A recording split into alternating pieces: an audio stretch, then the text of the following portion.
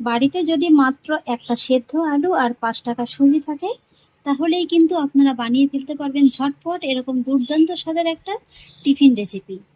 এটা দেখতেও যেমন সুন্দর, খেতেও কিন্তু তেমনি ঠিক মজাদার। বিকেলে চায়ের সঙ্গে কিন্তু এই রেসিপিটির একদম জুড়ি মেলা ভার। নমস্কার বন্ধুরা, প্রতিদিনের মতো হাজির হয়ে গেলাম আরও একটি নতুন রেসিপি নিয়ে। বাড়িতে যদি একটুখানি সুজি আর একটা সেদ্ধ আলু থাকে, তাহলেই কিন্তু ঝটপট বানিয়ে ফেলতে পারবেন আপনারা দারুণ মজাদার স্বাদের একটা টিফিন রেসিপি। এই রেসিপিটি বানানো যেমন সহজ, খেতে কিন্তু তেমনই মজাদার। খুবই অল্প সময়ের মধ্যে কিন্তু ঝটপট এই রেসিপিটি তৈরি হয়ে যায়। খেতে কিন্তু জাস্ট অসাধারণ লাগে। বিকেলে চায়ের সঙ্গে কিন্তু এই টিফিন রেসিপিটির একেবারে জুড়ি মেলা ভার। আর সেই জন্য দেখুন বন্ধুরা, শুরুতেই গ্যাস ওভেনে একটি কড়াই বসিয়ে দিয়েছিলাম, আর তার মধ্যে নিয়ে নিয়েছিলাম 1 টেবিল চামচের মতো সাদা তেল। আর তার মধ্যে নিয়ে নিয়েছি এরকম একটা ছোট বাটি মাপ করে 1 বাটির মতো সুজি। এখানে কিন্তু আপনারা মেজারমেন্ট একটা কাপ মেপেও নিতে পারেন। এবার মিডিয়াম লো ফ্লেমে সুজিটাকে তেলের সঙ্গে আমি মোটামুটি 4 থেকে 5 মিনিটের মতো একটু ভেজে নেব। মোটামুটি সুজির যেই সাদা রঙটা আছে এটা একটু হালকা চেঞ্জ হয়ে যাবে। এখানে আমি মোটামুটি 100 গ্রামের মতো সুজিটা নিয়েছি। ওজন হিসেবে এখানে 100 গ্রাম আছে। আর যদি টাকার হিসাব করেন তাহলে কিন্তু মাত্র 5 থেকে 6 টাকার মতো সুজি আছে এখানে। মিডিয়াম লো ফ্লেমে সুজিটাকে মোটামুটি 4 থেকে 5 মিনিটের মতো আমি এইভাবে একটু হালকা করে ভেজে নিয়েছি। সুজির কালারটা কিন্তু দেখুন হালকা একটু চেঞ্জ হয়ে গেছে। আর ঠিক এই পর্যায়ে গ্যাসের ফ্লেমটাকে কিন্তু একেবারে কমিয়ে দিতে হবে। আর তারপর এর মধ্যে দিয়ে দিতে হবে ওই বাটি মেপেই 2 বাটির মতো জল। এখানে আপনারা ঠিক যতটা সুজি নেবেন ডবল কিন্তু জল নিতে হবে। জলের সঙ্গে সুজিটাকে একটু ভালোভাবে মিশিয়ে নেব। আর তারপরে নিয়ে নেব ½ চা চামচের মতো লবণ। এবার লবণটাকেও সুজির সঙ্গে একটু ভালোভাবে মিশিয়ে নেব। আর তারপরে এইভাবে একটু মাঝে মাঝে নেড়ে চেড়ে সুজির একটা ডো তৈরি করে নেব। এখানে মোটামুটি 7 থেকে 8 মিনিটের মতো সময়টা লেগে যাবে সুজির ডোটা তৈরি হতে। তবে গ্যাসের ফ্লেমটাকে কিন্তু একেবারে কমিয়ে রেখেই এই ডোটিকে তৈরি করে নিতে হবে, তা নাহলে কিন্তু আবার সুজিটা কাঁচা থেকে যাবে। সুজির ডোটাকে কিন্তু আমি খুব সুন্দর করে তৈরি করে নিয়েছি।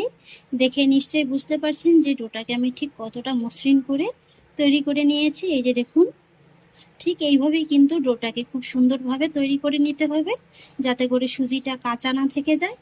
এবার কিন্তু গ্যাসের ফ্লেমটাকে আমি অফ করে দেব। আর তারপরেই রান্না করে নেওয়া সুজিটাকে অন্য একটি থালায় নামিয়ে নেব। তবে থালাতে সামান্য একটু কিন্তু সাদা তেল মাখিয়ে নিতে হবে, এতে করে থালার ভিতরে কিন্তু আর লেগে যেতে পারবে না।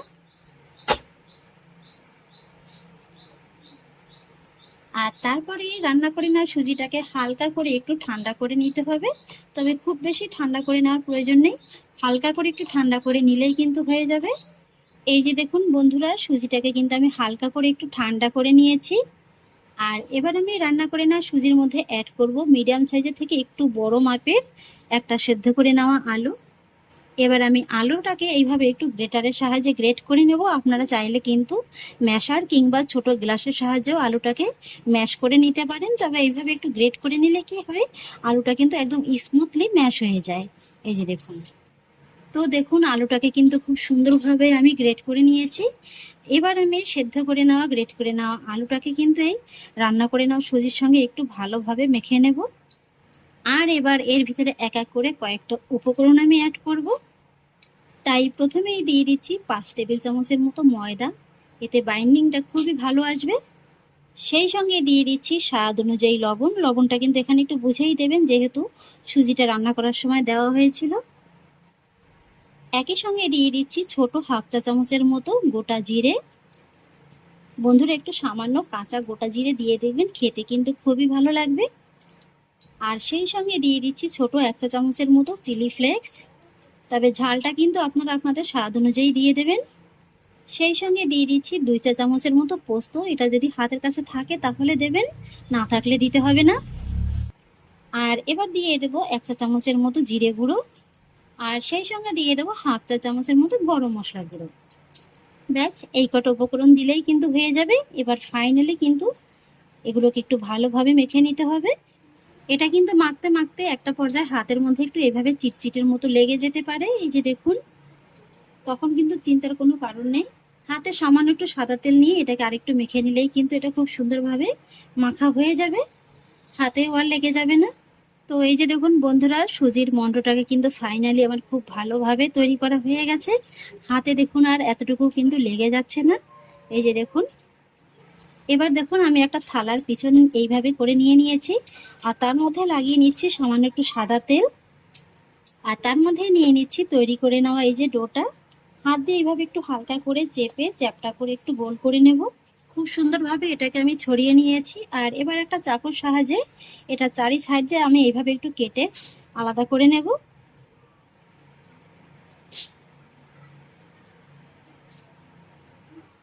খুব সুন্দরভাবে দেখুন চারি সাইড দিয়ে কেটে আমি একটু আলাদা করে নিয়েছি। তবে চাকুতেও কিন্তু আপনারা সামান্য একটু সাদা তেল মাখিয়ে নেবেন, তাহলে কাটতে কিন্তু খুবই সুবিধা হবে। এবার আমি নাস্তা কিংবা টিফিনগুলোর একটা শেপ দিয়ে নেব।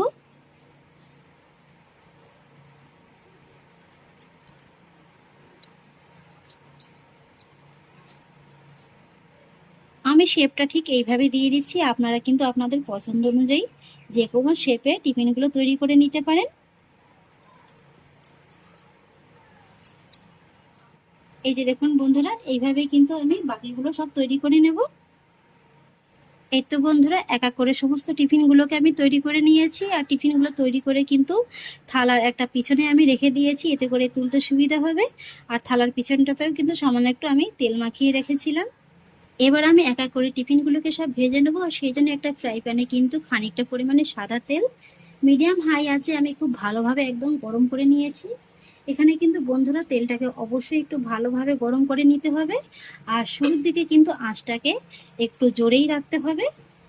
আপনারা যদি শুরুর দিকে আঁচটাকে একবারে কমিয়ে রাখেন, তাহলে কিন্তু এগুলো তেলে ছাড়ার সঙ্গে সঙ্গেই ভেঙে যাবে।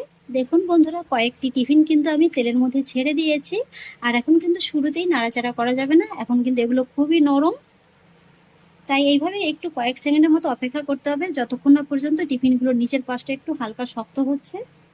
আচ্ছা, যখনই দেখতে পাবেন যে টিফিনগুলোর নিচের পাশটা এরকম হালকা শক্ত হয়ে গেছে আর খুব সুন্দর একটা কালার আসতে শুরু করে দিয়েছে, তখনই কিন্তু এগুলোকে একটু উল্টে দিতে হবে, আর তারপরে আবারও কয়েক সেকেন্ডের মতো এইভাবে অপেক্ষা করতে হবে। আর তারপর অপর পাশটায় যখন আবারও একটু হালকা করে কালারটা চলে আসবে, তখন কিন্তু আবারও এইভাবে একটু উল্টে দিতে হবে। আর এরপর কিন্তু গ্যাসের ফ্লেমটাকে মিডিয়াম লোতে করে দিতে হবে, আর তারপর মিডিয়াম লোতে রেখে এইভাবে একটু উল্টে পাল্টে নেড়ে চেড়ে এই টিফিনগুলোকে খুব সুন্দর একটা লালচে রং ধরিয়ে ভেজে নিতে হবে। এখানে কিন্তু বন্ধুরা এই টিফিনগুলো শুরু থেকে শেষ অবধি গ্যাসের আঁচটাকে একদম কমিয়ে কিংবা একদম বাড়িয়ে ভাজা যাবে না।